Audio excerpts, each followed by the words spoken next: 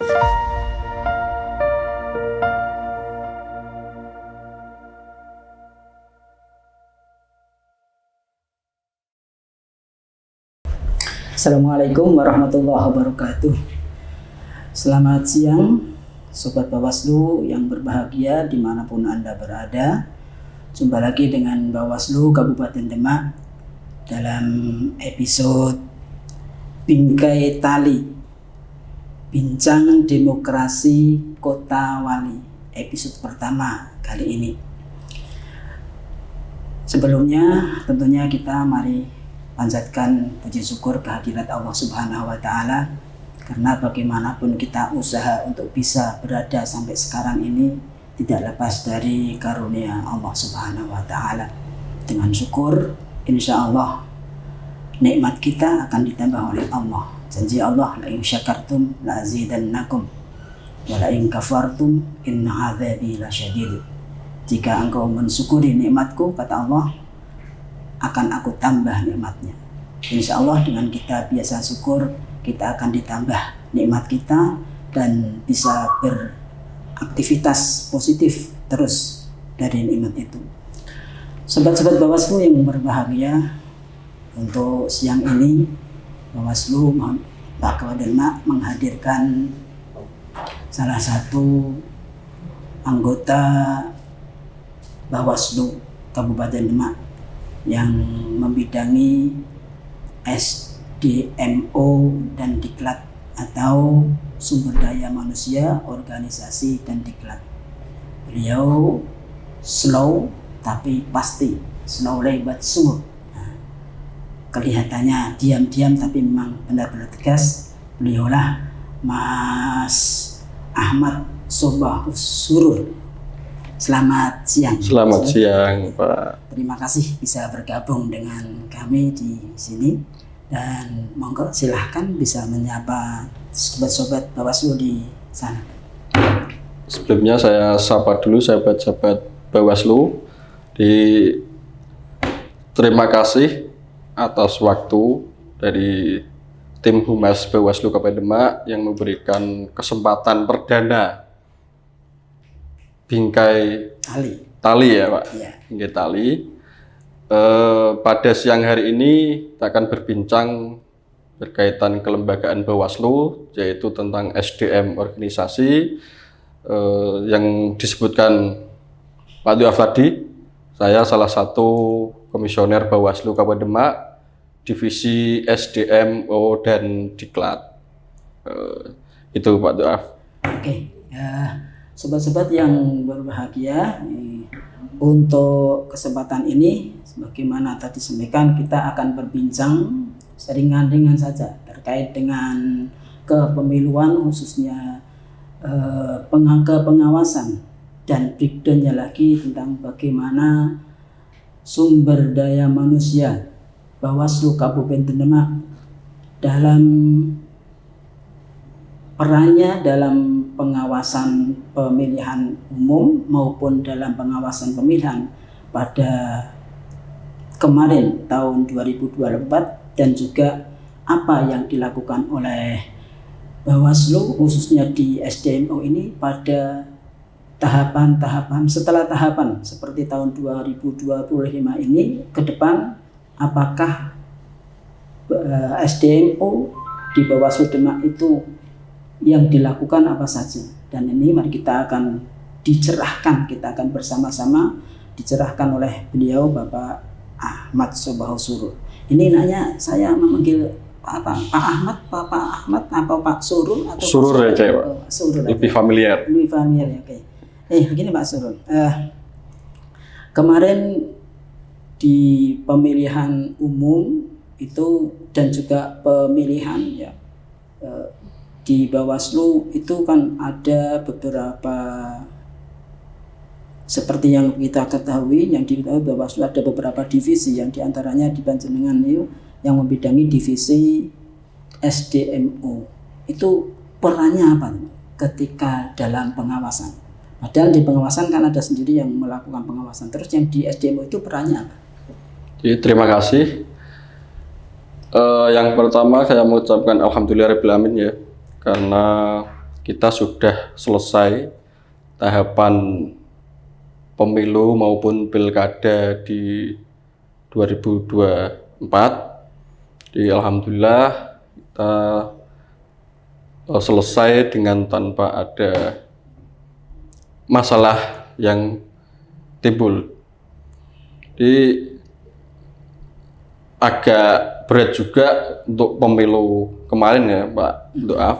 Jadi pemilu dan pilkada di dalam satu waktu. Artinya pemilu kemarin, pemilu capres ya, capres dan juga DPR kemarin belum sampai di ujung sudah masuk lagi tahapan yang namanya pemilihan atau pilkada. Jadi ekornya itu belum sampai akhir sudah masuk tahapan yang namanya pilkada.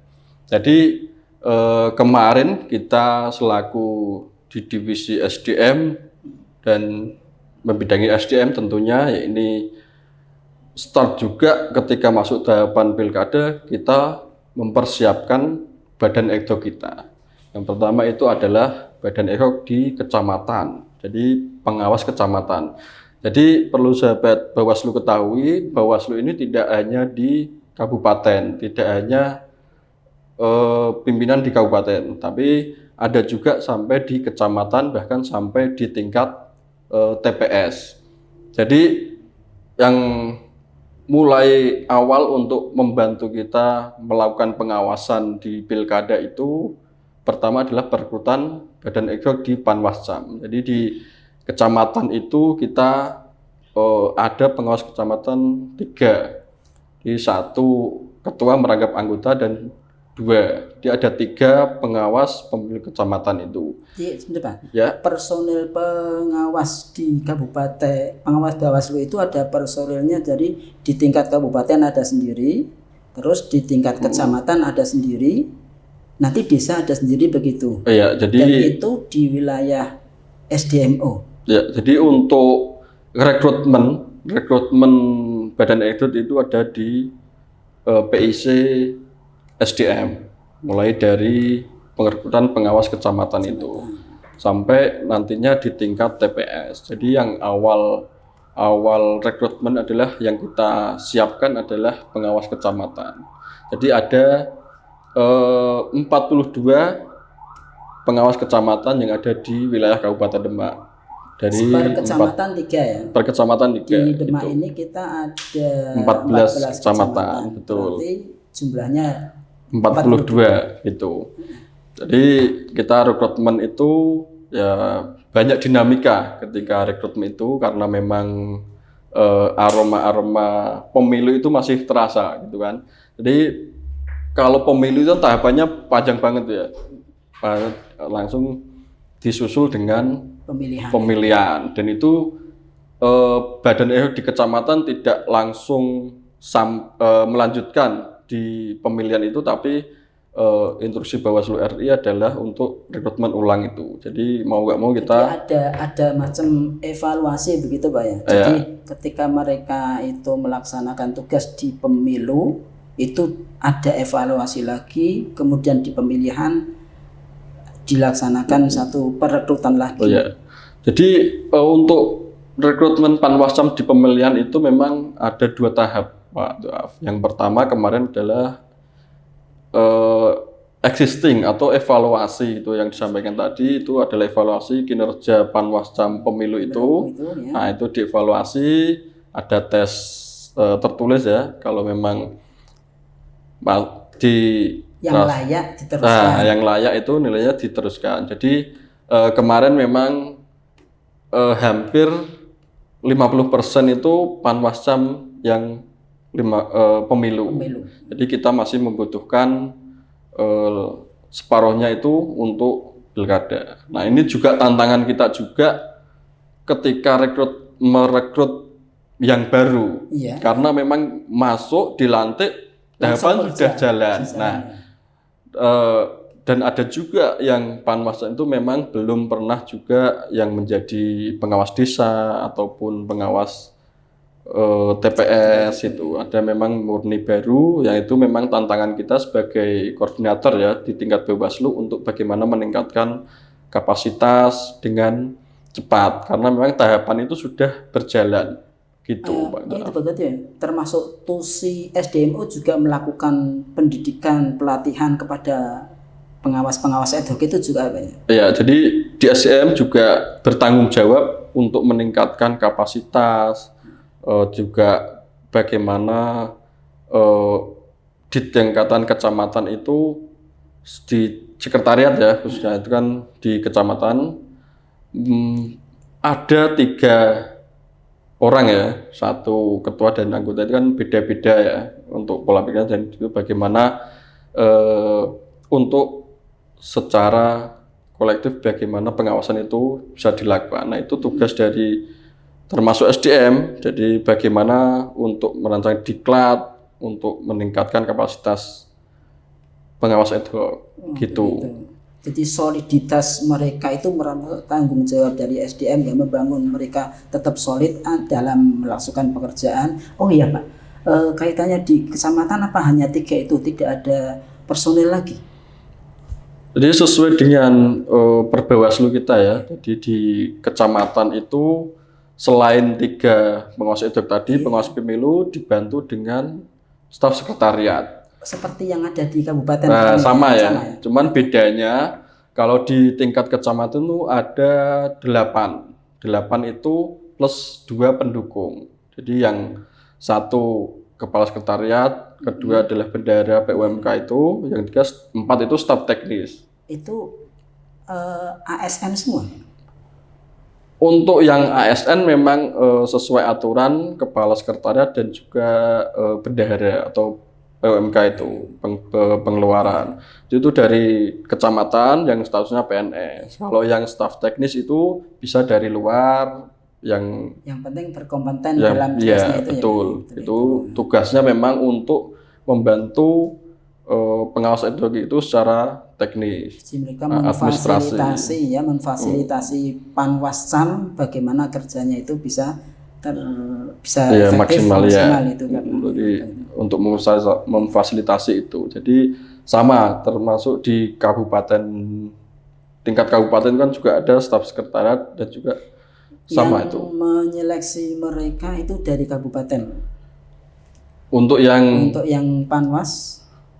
Panwascam yang kecamatan itu yang menyeleksi kabupaten.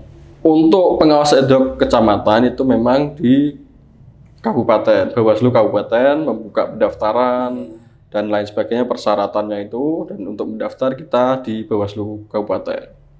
Termasuk yang sekretariatnya? Termasuk sekretariat itu dari kita koordinasi dengan kecamatan, khususnya di pemangku wilayah adalah Pak Camat ya, untuk bisa mengutus 1 untuk menjadi kepala sekretariat di tingkat kecamatan dan juga membuka untuk staf teknis. Nah itu, jadi di tingkat kecamatan tapi nanti dikoordinasikan dengan Bawaslu Kabupaten untuk di SK-kan menjadi staf sekretariat.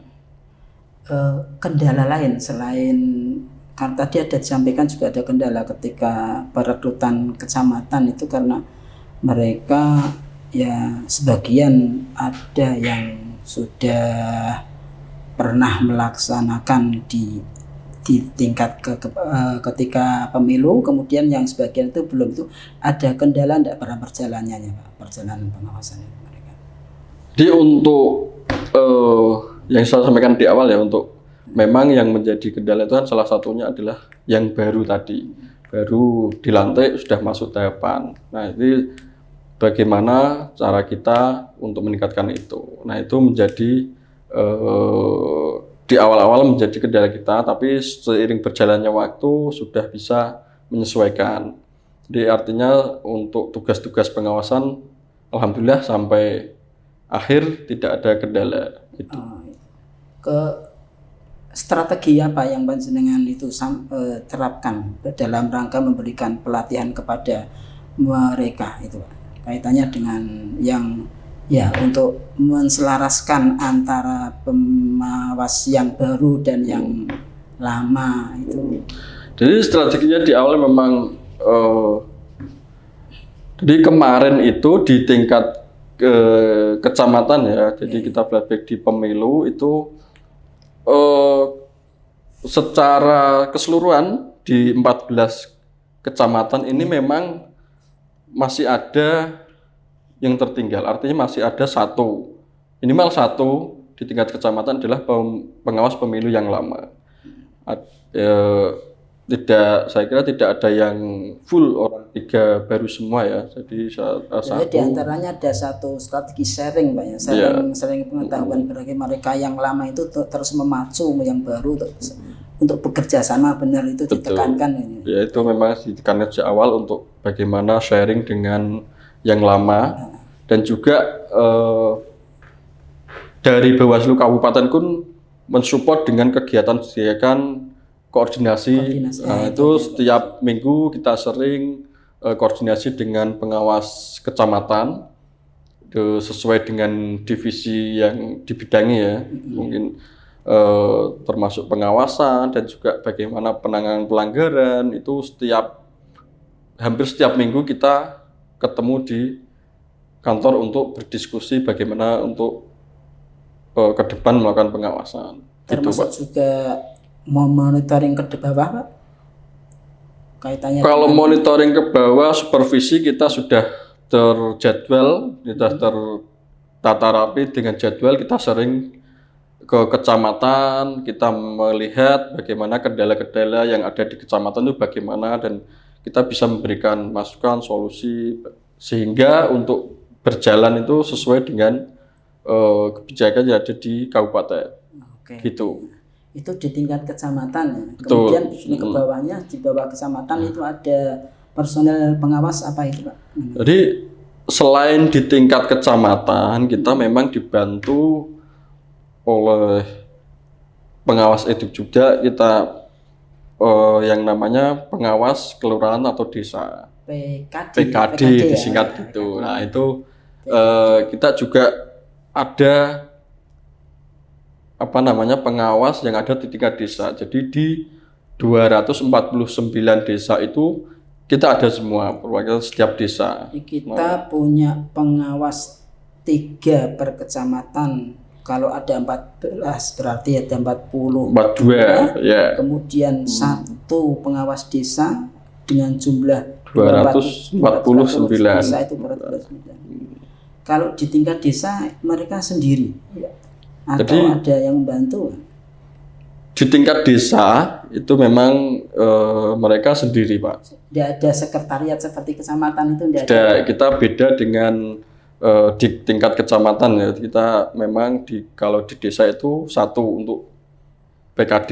Jadi kalau koordinasinya biasanya teman-teman langsung mengarah di kecamatan, di tingkat kecamatan gitu. Wah, itu berat berarti, Pak ya. Kan mereka harus bekerja sendiri dan juga melakukan administrasi sendiri otomatis. Kan bagaimanapun pengawasan itu tidak lepas dari laporan-laporan apa yang mereka hasilkan. Jadi tidak seperti kalau di ad hoc-nya KPU, kalau tidak salah itu ada itu ya, Pak, tidak hanya satu ya. PPS itu ya, di tingkat itu punya juga sekretariat. Kalau PKD tidak ada ya. Tidak ada. Jadi sesuai dengan undang-undang dan juga Perbawaslu, memang di tingkat desa adalah pengawasnya hanya satu. Dan itu pun tidak punya sekretariat. Jadi ketika pengawasan ataupun laporan itu dikerjakan sendiri, itu memang dirasa berat ya untuk mengawasi di tingkat desa. Kadang kan desa itu kan mereka kan yang langsung berhubungan dengan masyarakat ini ya. Betul. Di samping berhubungan dengan masyarakat, ada juga yang memang desanya itu besar sekali. Nah itu tapi tidak mengecilkan semangat teman-teman PKD kemarin. Jadi mereka memang saya lihat luar biasa kinerja mereka. Jadi walaupun sendiri tetap semangatnya luar biasa gitu. Dan kita instruksikan juga ketika memang kita lihat sendiri itu memang dengan pengawas kecamatan memang harus sering-sering melakukan monitoring ataupun menyemati mereka gitu. Harus juga di support dari kecamatan juga. Betul. Ya memang karena ya kalau luasnya seperti itu mereka berjalan sendiri, tentunya untuk melaksanakan pengawasan secara melekat itu juga agak kesulitan ya Pak. Jadi ya memang harus dibantu terus. Nah ada di sini Pak di kecamatan kalau desa itu mereka sendiri. Terus apakah mereka juga mendapatkan pelatihan dari kabupaten atau mereka dari kecamatan pelatihan mereka? Jadi untuk pelatihan diklat ataupun rapat koordinasi berkaitan dengan teknis ya Pak, itu memang kita selaku di kabupaten memang memberikan diklat, semacam diklat atau meningkatkan kapasitas itu lewat kecamatan. Kita turunkan kecamatan untuk kecamatan bisa melakukan rakor ataupun pelatihan yang berkaitan ke pengawasan itu untuk di desa. Jadi lewatnya di kecamatan. Itu tugas peningkatan kapasitas mereka itu dilimpahkan oleh Panwasam itu Pak ya? Betul Pak. Terus begini, kita melakukan pengawasan yang waktu itu kan praktek proses-prosesnya pada hari H. Ketika pada hari H kegiatan pengawasan itu terus yang ngawasi siapa? Yang ngawasi pada hari H itu? Jadi tadi kan saya katakan pengawas itu udah kecamatan, PKD ya, kelurahan dan desa, dan perlu sahabat ketahui juga ada yang namanya pengawas TPS. Masih ada lagi. Nah itu yang namanya pengawas TPS atau yang bisa familiar itu adalah PTPS. Nah, itu dibentuk kapan? Di PTPS ini adalah tugasnya mengawasi yang namanya mulai sebelum pencoblosan sampai perhitungan selesai. Itu dibentuk 4 bulan sebelum pemungutan suara. Berarti mereka sudah bekerja, itu bisa membantu berarti juga ya, membantu PKD dalam proses sebelum hari H itu juga kerja-kerja itu bisa dibantu oleh PTPS. PTPS ya, jadi PTPS adalah di tingkatan TPS adalah pengawas TPS itu. Jadi di semua TPS di Kabupaten Demak sudah terisi yang namanya pengawas TPS. Jadi sejumlah TPS itu juga? Ya, 1778. Jadi kemarin pemilihan itu ya. 1778. Kalau mereka itu kan ada satu persyaratan untuk bisa menjadi PTPS, untuk bisa menjadi PKD, Panwasam. Di antara apa mereka itu harus laki-laki atau bagaimana itu Pak? Jadi untuk menjadi seorang pengawas eduk baik itu di tingkat kecamatan sampai di tingkat TPS, jadi memang tidak ada persyaratan yang mengharuskan itu harus laki-laki. Di sana perempuan pun juga bisa andil dalam menjadi pengawas TPS. Jadi yang menjadi persyaratan krusial sebenarnya kemarin adalah yang namanya adalah tidak berafiliasi dengan partai politik ataupun mendukung calon. Benar-benar integritas itu betul paling kita kedepankan adalah integritas, karena memang ini kan pilkada kan skopnya memang kecil ya Pak. Kadang tetangga kita atau Pak Di kita menjadi tim ses bupati misalnya. Nah itu menjaga integritas itu kita tekankan. Jadi untuk rekrutmen ad hoc mulai Panwascam sampai PTPS itu adalah kita harus clear dengan Sipol atau itu yang mudahnya di situ. Nah, dengan Sipol itu ya. Betul, kita cek dulu ketika mendaftar, ketika ada di Sipol kita tidak bisa melakukan selanjutnya atau administrasinya kita tidak lolos gitu. Itu Jadi terkait pertama dengan untuk filter mereka itu berafiliasi dengan partai atau tidak dari sipol itu. betul. Kalau memang sipolnya itu tertera itu masuk di partai ya sudah, berarti sudah gugur sebelum tempur, Pak. Ya, secara Sebelum- administrasinya Iya. tidak lengkap gitu, Pak. Nah, itu salah satu syarat untuk menjadi pengawas ad hoc gitu. Terus juga yang menjadi kendala saat rekrutmen kemarin itu kan. Nah, itu kan kita sebagai Bawaslu penyelenggara pemilu ya, khususnya penyelenggara pemilu udah masuk tahapan pilkada dan juga di penyelenggara pemilu lain seperti KPU juga mencari badan ad hoc. Nah, gitu. Jadi banyak sekali kebutuhan dari penyelenggara pemilu baik di Bawaslu maupun di KPU. Jadi Kalau di tingkat KPU itu berarti itu KPPS. KPPS itu yang di tingkat TPS, ya. TPS itu. Jadi Berarti banyak kalau KPPS 7 terus di PTPS-nya 1 gitu. 8 itu dalam satu wilayah TPS. Betul. Sementara kebutuhan ada satu persyaratan harus sekolahnya itu bagaimana Pak sekolahnya itu mereka? Jadi kalau sekolah itu minimal kita SMA, Pak.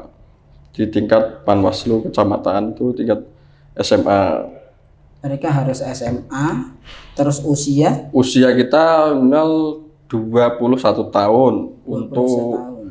pengawas kecamatan ya kan. Kalau beda dengan KPU, kalau kemarin KPU adalah 17 kalau tidak salah ya, 17 tahun untuk bisa menjadi, tapi kita di pengawasan kita 21. Ya, Jadi kenapa 21 itu kan analoginya gini, Pak. Kita sebagai pengawas itu kan umur 21 itu memang sudah dewasa dan sudah matang, beda dengan remaja yang baru ya masuki remaja itu, Pak. Jadi masih labil dan juga yang kita awasi nanti kan berbeda-beda macam-macam. Seperti pengawas tingkat KPPK itu kan kadang umurnya lebih dari kita. Itu tantangan-tantangan yang memang menjadi tantangan di tingkat ad hoc gitu. Itu ada. Nah ini Pak, ini kan sekarang sudah tidak ada pemilu maupun pemilihan. Itu kita berbicara tentang SDM pada masa pemilihan. Itu memang kalau saya lihat dari cerita Bapak tadi begitu berat tugas SDMO pada masa itu. Harus bisa benar-benar menjadikan personel pengawasan itu bisa benar melakukan tugas. Nah, sekarang masa Gak ada pemilu ya? Gak ada pemilu terus SDMO itu ngapain? Ini mungkin menjadi pertanyaan masyarakat juga ya. Kenapa ketika selesai penyelenggaraan tahapan pemilu maupun pilkada, ya bukan hanya SDM ya Pak. Kita secara kelembagaan Bawaslu itu sebenarnya ngapain gitu kan? Karena gak ada yang diawasi. Jadi perlu sahabat semua ketahui karena memang kita adalah lembaga publik yang sudah permanen ya. Jadi ketika tahapan semua selesai, ini kan tahapan kita sudah selesai semua, pilkada, pemilu, yang terakhir adalah pilkada kemarin. Ya, meskipun kalau di tingkat pusat ini masih ada yang belum selesai di MK ini. Oh iya. Ya. Ada juga sih ya yang belum selesai karena memang ini sudah selesai ya. Memang ada sengketa pemilu atau pemilihan ulang, tapi kalau khususnya di Kabupaten Demak ini memang sudah selesai karena memang tidak ada sengketa di pilkada kemarin nggak ada. Jadi ketika semua sudah selesai di Bawaslu Kabupaten ini adalah yang pertama memang yang perlu kita lakukan adalah evaluasi. Di evaluasi kegiatan pengawasan kita itu bagaimana agar ke depan untuk pemilu selanjutnya kita lebih baik. Jadi perlu juga evaluasi seperti itu. Yang kedua adalah terkait dengan kearsipan kita. Jadi memang kita di Bawaslu memang penting, suatu keharusan adalah menyimpan semua arsip itu. Arsip arsip pengawasan, arsip penanganan pelanggaran, arsip surat menyurat, dan itu kita rapikan di tahun ini, non tahapan ini, karena memang kemarin secara kan makro secara makro Bawaslu kan benar kalau di masing-masing divisi. Jadi kalau divisinya Pak Surur itu kan di SDM, ya, betul. Bagaimana? Apakah masih perlu ada peningkatan SDM di masa Jadi, sekarang, Pak? Ada kegiatan di tahapan non tahapan ini ya, khususnya di divisi SDMO, karena tadi saya sampaikan adalah secara kelembagaan Bawaslu. Kalau lebih kerucut ke divisi SDM, selaku saya adalah koordinator divisi. Kalau SDM, berbicara SDM adalah bicara internal, jadi internal Bawaslu Kabupaten. Dan di tahapan non tahapan ini kita memang kita gencar dengan peningkatan kapasitas untuk teman-teman di sekretariat, gitu. Jadi setiap minggu kita ada yang namanya sharing knowledge, itu kegiatan Bawaslu. Nah, itu antar divisi gitu. Antar personil sekretariat. Betul. Jadi yang pertama itu adalah sharing knowledge, itu ya saya katakan itu adalah bagaimana teman-teman sekretariat itu sharing bagaimana kegiatan pengawasan kemarin, baik dari divisi Humas, PP, sengketa, itu kita sharing baik agar semua kita tahu, untuk meningkatkan kapasitas kita agar semua tahu, agar ke depan menjadi pembelajaran kita agar lebih baik. Itu program kita ya untuk meningkatkan kapasitas di internal. Sharing knowledge itu dilaksanakan tiap apa Pak? Untuk pelaksanaan kita memang sudah melakukan 2 kali, sudah 3 kali ya, itu 2 minggu sekali. Sudah 3 kali ini. Berapa kali? 1 minggu. 2 minggu sekali kita melakukan sharing knowledge itu untuk di tingkat kabupaten kota, kabupaten Demak. Jadi karena kita sudah tidak punya itu ya, sudah tidak punya pengawas ad hoc ya. Sudah selesai semua, jadi tugas SDM jadi ya ke dalam SDM, ya, ke dalam kaitannya dengan personel Bawaslu, pelaksana teknis yang memfasilitasi tugas Bawaslu yang di sekretariatan itu ditingkatkan untuk ke depan, pemilu ke depan lebih mantap lagi dalam pelaksanaan. Ini ya bagian juga itu ya, bagian juga dari pencegahan ya, agar ke depan itu lebih baik. Dan tentunya yang kita pertahankan jangan sampai untuk pemilu ke depan seperti di daerah-daerah lain yang ada terjadi PHPO, kita untuk tidak terjadi lagi. Di antaranya kita seperti itu ya Pak ya. Jadi melaksanakan peningkatan SDM. Ya, selain sharing knowledge itu apa lagi kegiatan-kegiatan ini? Kalau di kita ya, di secara divisi kita memang kita lagi menyusun buku Pak. Menyusun buku kinerja pengawas ad hoc itu yang pemilihan. Sebenarnya kita sudah pernah menulis buku. Nah, itu kinerja pengawas ad hoc di pemilu untuk edisi pertama ya. Jadi untuk edisi kedua ini sudah masuk proses editing. Mungkin bulan depan ya kita bisa launching, atau mungkin bisa dibedah kembali nanti Pak. Gitu ya. Jadi untuk proses ini kita menyusun buku mulai dari perekrutan sampai di akhir, di apa sih kerja pengawas ad hoc mulai dari kecamatan sampai PTPS itu. Nah, nanti itu akan tertuang di dalam buku di divisi SDM edisi kedua.